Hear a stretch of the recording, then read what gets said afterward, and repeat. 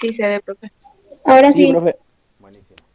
Bueno, yo les había pedido si leyeron algo de material, no sé si pudieron leer algo de lo que había publicado hoy a la mañana. Si no, cualquier cosita, bueno, pues quiero que lean. Del material de las páginas 176 a 179. Si no me equivoco, No, profe, yo no lo pude leer porque sí. yo tengo todo en el celular de mi mamá, ¿viste? Porque yo no tengo celular. Y ella se fue a trabajar y no lo pude leer. Ah, está bien. Bueno, no importa. Igual, yo lo que voy a hacer en esta clase es explicar en las 4 páginas que ustedes van a leer. Bueno, la clase pasada yo había hecho una clase asincrónica. Y había explicado las primeras 3 o 4 páginas del material. No había dado un ejercicio. O sea, la clase pasada no hubo un ejercicio y esta clase tampoco. Lo que sí les voy a pedir es que de ese video que yo publiqué y de este que voy a publicar hoy, que después tomen apunte de lo más importante. Esperen un segundito que se incorporó más gente. A ver, voy a admitir. Ahí está. Bueno, ahora sí voy a volver a compartir. ¿Qué tal, Máximo? Buenas tardes.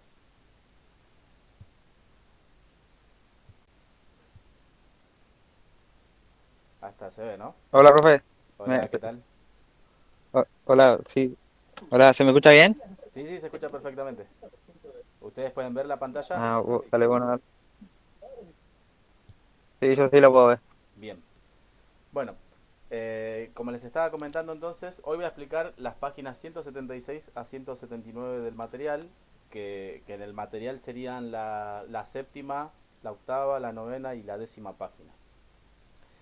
La clase anterior, después cualquier cosa quiero que revisen en la sección de material del Classroom, yo había publicado el video con una explicación sobre revolución industrial. Hoy lo que voy a hacer es continuar con revolución industrial, pero con los cambios que eh, trajo aparejado el proceso, ¿no? En la primera clase sobre revolución industrial lo que más o menos expliqué es por qué se produjo, cuáles fueron sus características, por qué empezó en Inglaterra, ¿no? O sea, con qué ventajas contaba. Hoy vamos a ver un poco de, bueno, cómo fue evolucionando, ¿no? El desarrollo de la industria, lo que fue antes y durante su desarrollo, qué nuevas clases sociales aparecieron y qué condiciones de vida tenían los trabajadores en ese momento. Bien, entonces repito, las páginas que tienen que ver del material son las páginas 176 a 179. Bien, entonces la revolución industrial fue un fenómeno, ¿no? Como ya después, si no vieron el video, los invito a ver, ¿no? El de la clase anterior. Fue un fenómeno donde la producción se vuelve masiva y donde aparecen las primeras fábricas. Esto tiene que ver con la aparición de la máquina a vapor que va a permitir una producción en serie, es decir, continua. Antes de que aparezca la producción fabril, ¿no? O sea, la instalación de las fábricas, aquellos que tenían dinero, ¿no? O sea, los empresarios, que también se los llamaba burgueses, y ahora vamos a ver qué son los burgueses, utilizaban un sistema de trabajo que era el sistema rural industrial. ¿Qué significaba esto? Que las personas con plata llevaban, por ejemplo, trozos de tela, ¿no? O piezas de tela al campo. Entonces, los campesinos trabajaban en su casa, ¿no? O sea, desde la comodidad de su casa. Y esto era una desventaja para los empresarios, ¿no? Los que invertían en esos paños, porque eran para la industria textil, ¿no? O sea, para confeccionar ropa, manteles, cortinas, etcétera. Y el tema es que, bueno, como les mencioné, los empresarios tenían desventaja porque los que manejaban los tiempos de trabajo y de producción eran los campesinos mismos. Esto sobre todo cuando se producía la época de la siembra. O sea, el campesino le va a dedicar más tiempo al trabajo en el campo que al trabajo que le ofrecía el empresario. Y otra cosa que dificultaba la producción, ¿no? que se hacía muy lenta, era que los campesinos hacían el trabajo que le pedían los empresarios o burgueses solamente mientras hubiera luz de día. O sea, imagínense, por ahí había más trabajo, o sea, los campesinos hacían más este trabajo en el verano, donde hay más luz de día, y si era invierno, entonces los tiempos se acortaban. Bien, eh, mientras el trabajo también, además de desarrollarse en el campo, se desarrollaba en las ciudades, ¿no? Con los primeros talleres, todavía no había fábricas, sino talleres pequeños, había máquinas también para producir. Pero estas máquinas eran manuales, o sea que eran impulsadas por la fuerza del hombre, o sea, la energía humana. Esta era otra desventaja antes de que aparezcan las primeras fábricas con máquinas a vapor, porque la producción estaba marcada por el tiempo que lograba resistir el ser humano al mover el telar mecánico. O sea, si una persona estaba todo el día moviendo el telar mecánico, esto provocaba cansancio. Entonces, así como iban rotando los trabajadores para mover estas máquinas, si se cansaban ya paraba la producción. Después, otra característica, ¿no? Del trabajo antes de que aparezcan las fábricas era que había una dispersión de los trabajadores y del tiempo. ¿Qué quiere decir esto? Que, bueno, mientras existía el sistema rural industrial, o sea, el sistema de trabajo a domicilio, los trabajadores, que eran los campesinos, ¿no? Que trabajaban desde la comodidad de su casa, no vivían todos juntos, como por ejemplo nosotros vivimos en un barrio, ¿no? Donde estamos todos concentrados en casas, ¿no? Vivimos uno al lado del otro, sino que por ahí un campesino por ahí tenía su cabaña en un lugar, otro la tenía a un par de kilómetros, otro a unos cuantos metros de distancia. Entonces, esto provocaba este, un atraso, por decir de alguna manera, en cuanto al trabajo, ¿no? Porque el empresario que pedía que trabajen los campesinos tenía que moverse a distancias a veces largas. Y en cuanto a la dispersión del tiempo, bueno, tiene que ver justamente con que, bueno, como los campesinos eran los que manejaban los horarios y los tiempos de producción, a veces se producían tiempos muertos. ¿Qué significa esto? Por ejemplo, si un campesino estaba encargado de tejer los hilos, otro campesino estaba encargado de, no sé, de unirlos para hacer una manga y otro ponerle los botones, a veces el proceso estaba detenido porque el que tenía que hacer las mangas no estaba haciéndolo, ¿no? Porque estaba dedicando su trabajo al campo. Así, bueno, y otras características. Ay, no sé si me escribieron, ahora cualquier cosa al final de la clase respondo todas las inquietudes que tienen. Bien, ahora, ¿qué pasa cuando aparece la industria, ¿no? Las primeras fábricas? Bien, cuando se empieza a desarrollar la mano de obra, ¿no? Que estaba en el campo, o sea, los trabajadores, eh, forzosamente va a tener que ir a las ciudades. ¿Por qué? Porque ahí es donde están las fábricas, ¿no? Si ustedes revisan en las clases de repaso, ¿no? Las primeras tres clases, antes los campesinos vivían en el campo y producían en tierras comunales, o sea, no, eran tierras que no tenían dueños, sino que todos producían ahí. Pero cuando se producen los cercamientos, o sea, los campos pasan a ser privados, manejados por unas pocas personas, los que se quedan sin trabajo entonces van a tener que buscar trabajo en la ciudad. Esos campesinos se convierten en obreros y entonces el empresario o el obrero, el empresario o el burgués que contrata a esta mano de obra va a tener una mano de obra que va a ser anual, o sea, todo el año va a tener gente que trabaje para él. Y también con un horario fijo. O sea, ya no dependía tanto, por ejemplo, como lo que pasaba en el campo, de si llovía o si había cosechas y los trabajadores no trabajaban, ¿no? Y bueno, eh, también cambia el tema del uso de la energía. O sea, ustedes, bueno, si vieron la clase anterior, van a ver que aparece la primera máquina impulsada por energía, ¿no? Que es la máquina a vapor, que va a utilizar en un principio energía hidráulica, o sea, la energía del agua, ¿no? Porque las primeras máquinas se impulsaban por el agua del río cuando giraba una rueda, pero después con la máquina a vapor cambia todo, y esto va a permitir que el edificio, ¿no? De la fábrica tenga iluminación.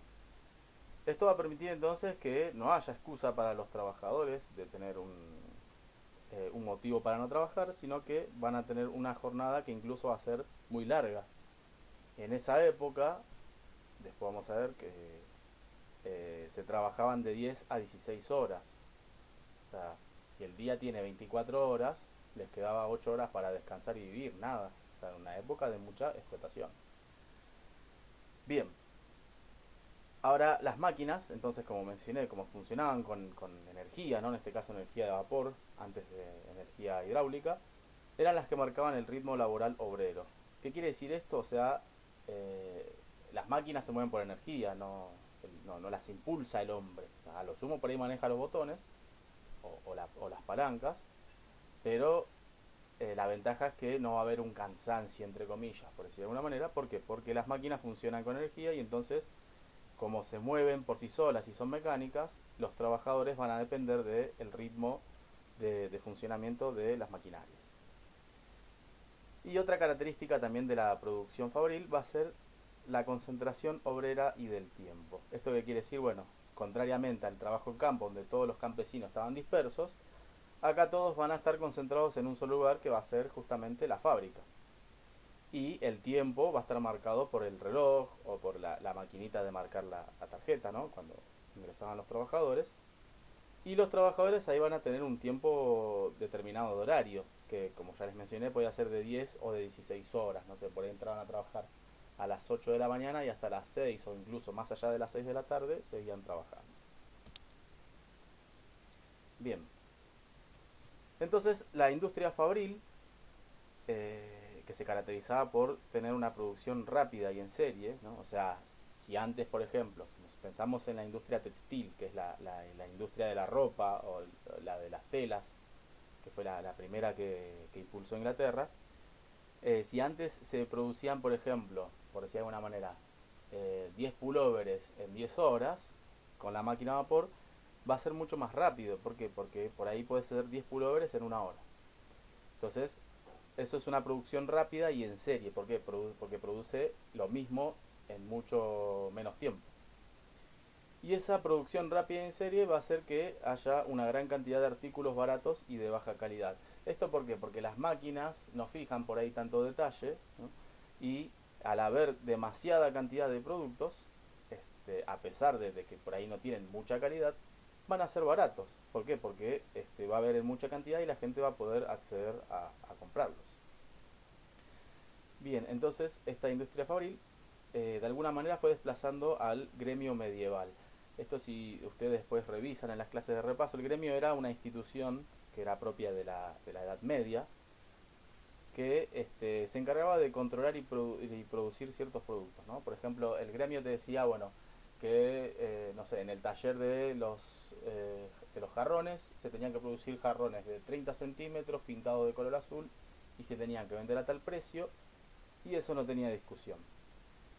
O sea, el gremio era una institución que era controlada por los nobles o los príncipes. Entonces eso impedía de alguna manera el desarrollo del comercio y de la producción en ese momento. Eso entonces va a desaparecer y bueno, el gremio se destacaba porque la producción era artesanal, o sea, era un poco más detallada, con una calidad muy alta y era muy costosa. Hoy en día sigue habiendo producción artesanal, pero no tanto como en ese momento. Y poco a poco empieza a ser desplazada por la producción fabril. Bien, un fenómeno muy importante también de la revolución industrial es una distinción social que se va a dar a partir de la aparición de las fábricas, ¿no? Por un lado tenemos a una clase que es la clase obrera o el proletariado, y por el otro tenemos a los empresarios, o también llamados burgueses o capitalistas. Bien, el proletariado o los obreros, ¿no? Que se los llama así porque engendran prole, o sea, hijos, ¿no? Por eso proletariado, provenían, bueno, básicamente del campesinado, o sea, eran antiguos campesinos que se habían quedado sin trabajo, o en algunos casos personas que vivían en las ciudades, que eran artesanados, ¿no? Que se habían quedado sin trabajo justamente porque la fábrica había desplazado al trabajo manual. En el pasado, bueno, estos obreros, ¿no? Antes de convertirse en obreros, como ya había dicho, los campesinos controlaban la producción y, o sea, los medios de producción, las máquinas, los telares. Pero bueno, cuando aparecen las fábricas, pasaron a vender su fuerza de trabajo. O sea, ¿qué quiere decir esto? Bueno, solicitaban trabajo a los empresarios en las fábricas a cambio de un salario.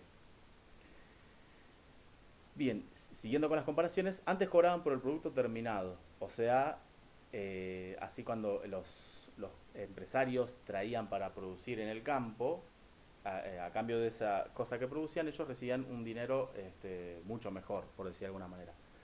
Pero cuando empezaron a trabajar en las fábricas, el salario mínimo que cobraban era muy bajo, sobre todo teniendo en cuenta que había más oferta de trabajadores y las ventajas la tenían el empresario. Bien, por el lado de los empresarios o burgueses, en un principio, bueno, eran antiguos maestros gremiales, ¿no? O sea, formaban parte de los gremios de producción que les había mencionado anteriormente, o también incluso eran empresarios del sistema industrial rural a domicilio. Acá dice el sistema industrial urbano, es un error, es en realidad rural a domicilio. Entonces estas personas empezaron a acumular dinero y al enriquecerse más y más empezaron a invertir en las fábricas.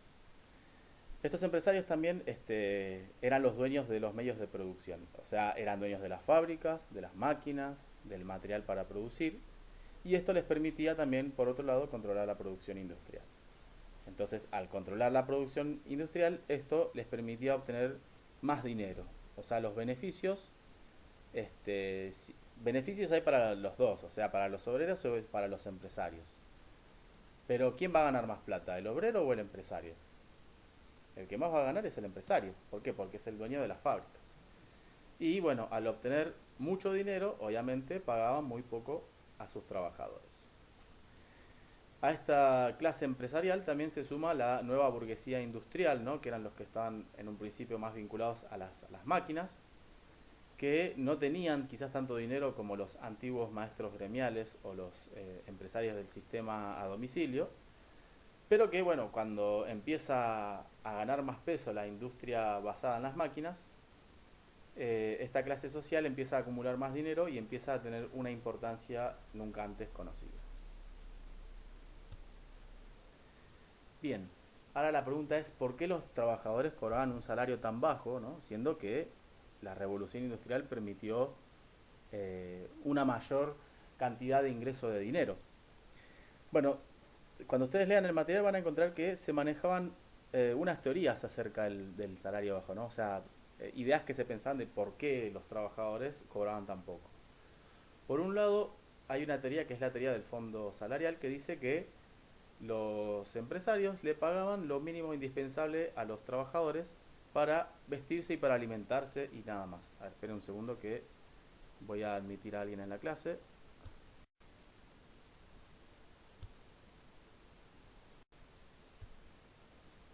¿Se ve la pantalla compartida? Buenísimo. Bien, entonces los empresarios decían, no, bueno, te vamos a pagar solamente para que te vistas y para que te alimentes. Y si te alcanza, para que alquiles una casa, ¿no? O sea, tengan en cuenta que los campesinos ya no tenían dónde vivir, entonces tenían que buscar dónde alquilar. O si podían comprarse una casa, que obviamente en ese momento era imposible. Después va a haber otra teoría de por qué el salario de los trabajadores era tan bajo, que es la llamada teoría del puritanismo moral. El puritanismo es una rama de la iglesia, ¿no?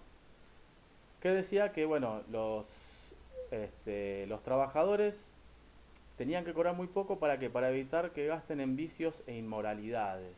O sea, todo aquello que estaba en contra de la moral cristiana, ¿no? Por decir de alguna manera.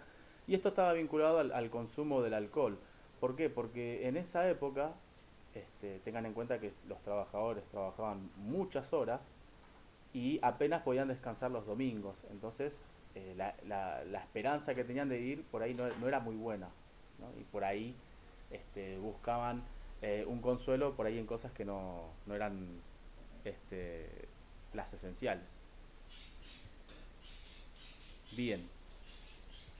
Otro fenómeno que va a permitir la revolución industrial es un cambio que va desde lo rural a lo urbano, es decir, de cómo Inglaterra, en este caso, donde se produce la revolución industrial, pasa a tener un paisaje que era puramente campo a un paisaje donde comienzan a desarrollarse las ciudades. Bien, La causa de todo esto es que empieza a haber una mayor cantidad de alimentos. Hay que recordar que antes de que estalle la revolución industrial, en el siglo XVII se produjo la revolución agrícola, ¿no? O sea, se había mejorado la producción de alimentos, se introdujeron nuevos instrumentos de labranza que eran hechos de hierro. Y bueno, esta mayor cantidad de alimentos permitió una mejor alimentación. Y esta mejor alimentación a la vez produjo un mayor crecimiento demográfico o de la población. O sea, los nacimientos llegaban de la mejor manera.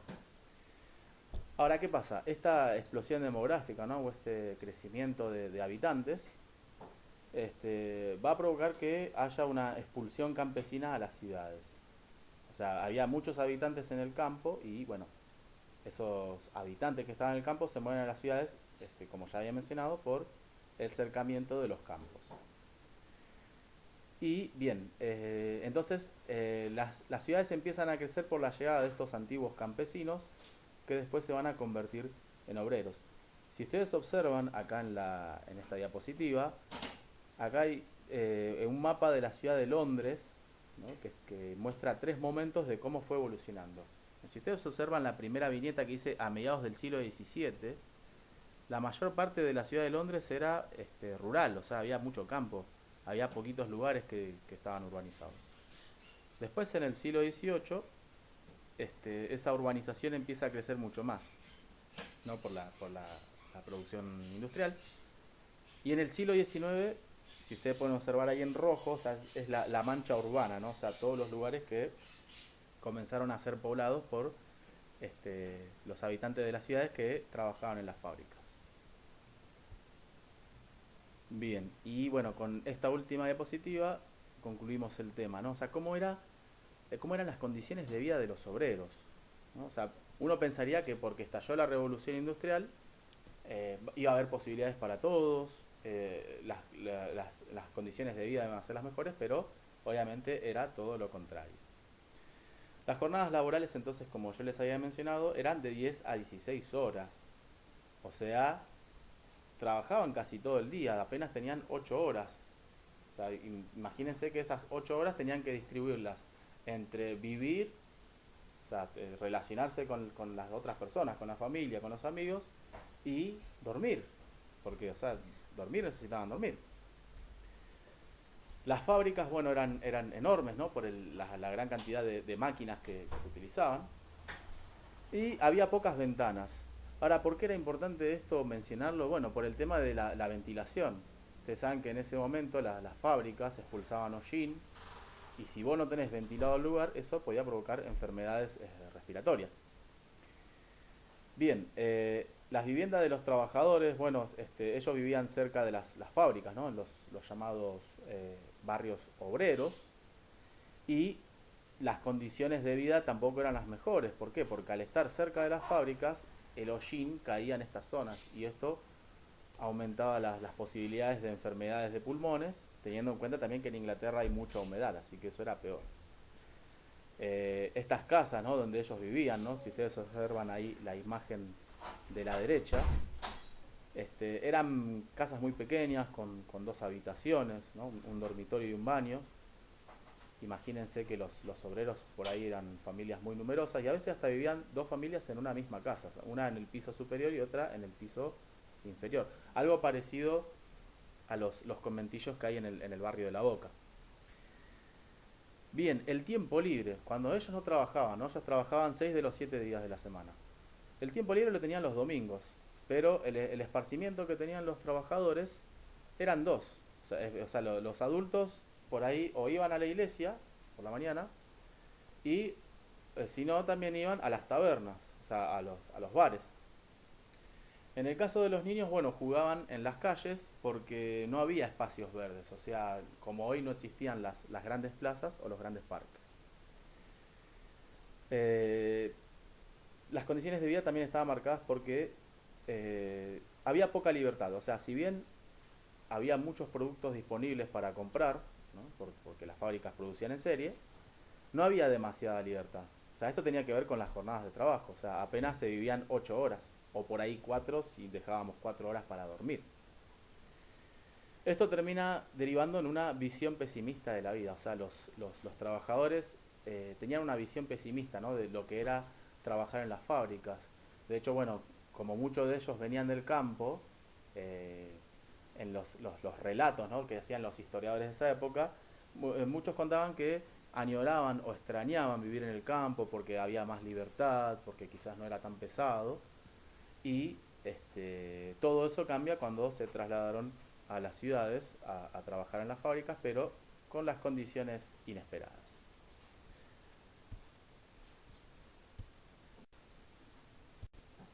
Bien, bueno, con esto entonces ahí terminamos de explicar más o menos lo que fue algunas características de la revolución industrial. Esto para comprenderlo tienen que leer las páginas 176 a 179. Antes de que concluyamos, no sé si tienen alguna duda, algo que quieran consultar con respecto a esta clase o con respecto a otra cuestión.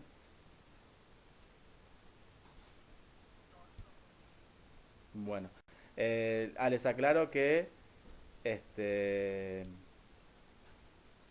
he recibido las tareas, la verdad me atrasé un poco porque bueno, estuve con otras cuestiones, pero ahora las corrijo y se las envío. Bueno, les recuerdo entonces que no les voy a dar tareas, sino les pido que tomen nota de lo más importante. Yo ahora igual voy a compartir esta clase en el Classroom. A ver, necesito saber los presentes. Yo voy a pasar lista y quiero que me digan presente. Igual son poquitos. Sí, sí, decime.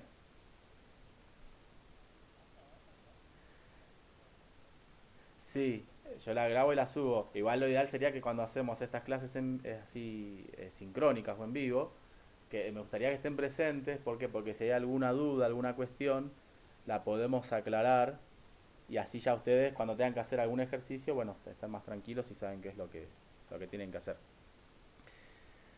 Bien, bueno, a ver, Acosta, Javier, no está. Acosta, Lucía, Acuña, Jacqueline, Aguilera, Alvaren, ah, gracias. Alvarenga, sí, sí, Alvarenga, Blanco Romero, Baez, Barrera, está Barrera, ah, sí, Bobadilla, Caballero, Casco, Correa, Crespi, Díaz, Franco Benítez, así está. Fariña, no está. Fleita, Gauna, Godoy, Jorge, Lemos, Magallán, Martínez,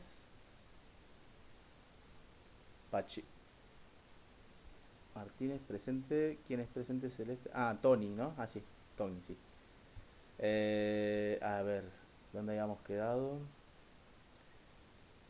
Pérez, o sea, Pérez Abril, Pérez Chiara, Quesada, Rodríguez, no se encuentra. Roldán, Romero, Rubio, Togni, bueno, ahí ya se presente. Valentini, Viera, no está. Y Zapino.